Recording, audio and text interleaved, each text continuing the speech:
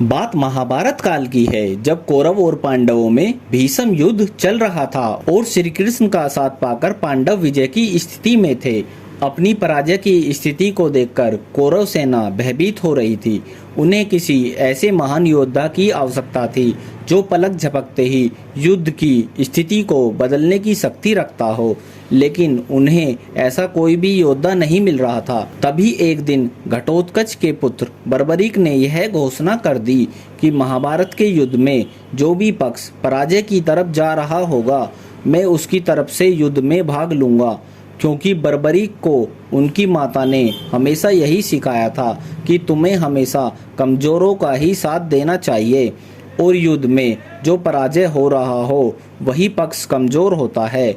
अपनी माता के सिखाए हुए ज्ञान की वजह से बर्बरीक कौरवों का साथ देने के लिए मजबूर थे। दोस्तों, बर्बरीक इतने शक्तिशाली थे कि यदि वो कौरवों की तरफ से युद्ध में भाग लेते तो पांडवों का हारना निश्चित था, और पांडव हार रहे होते तो बर्बरीक को पांडवों का साथ देना पड़ता और इसी तरह से महाभारत का युद्ध जीवन भर चलता ही रहता और यह कभी भी खत्म नहीं होता। बर्बरीक को इतना शक्तिशाली इसलिए माना जाता है क्योंकि उनके पास 3 मायावी तीर थे, जिसे उनकी माता ने उनकी भक्ति से खुश होकर उन्हें वरदान के रूप में दिया था। दोस्तों, ये तीर इतने शक्तिशाली थे कि बर्बरीक अगर चाहते तो सिर्फ एक तीर से ही पूरे महाभारत युद्ध को समाप्त कर सकते थे।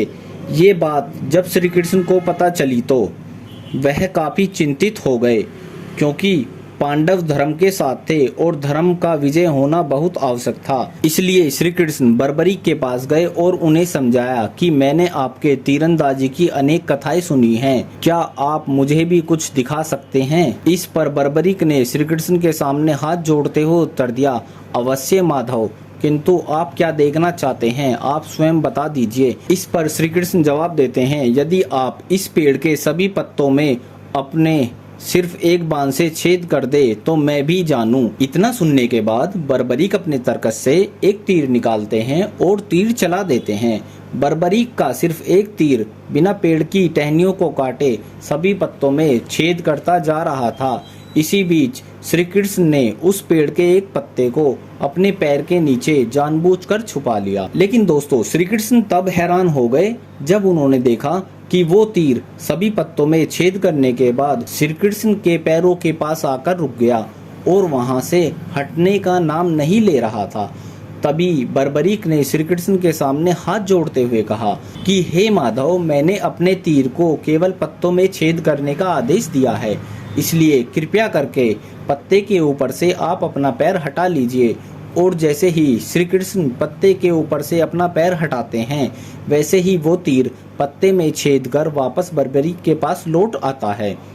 यह देखने के बाद श्री कृष्ण और भी घबरा जाते हैं कि यदि बर्बरीक ने युद्ध में कौरवों की तरफ से भाग लिया तो पांडवों की पराजय तो निश्चित है। जिसके बाद श्री कृष्ण बर्बरीक को युद्ध की स्थिति से अवगत कराते हैं और धर्म अधर्म का ज्ञान देकर उनसे युद्ध में भाग न लेने की विनती करते हैं। इस पर बर्बरीक कहते हैं, हे माधव, मैंने अपनी माता को वचन दिया है, इसलिए युद्ध में जो भी हार रहा होगा मैं उसका साथ अवश्य दूंगा।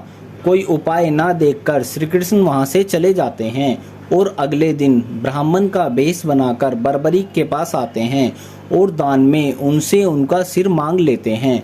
कहा जाता है कि बर्बरीक श्री कृष्ण को पहचान गए थे, पर उन्होंने धर्म की विजय हेतु खुशी के साथ अपने शीश को काटकर श्री कृष्ण को दे दिया। इस पर प्रसन्न होकर श्री कृष्ण ने कहा कि हे शीश के दानी, तुम कलयुग में खाटू श्याम के नाम से जाने जाओगे और तुम हारे का सहारा बनोगे।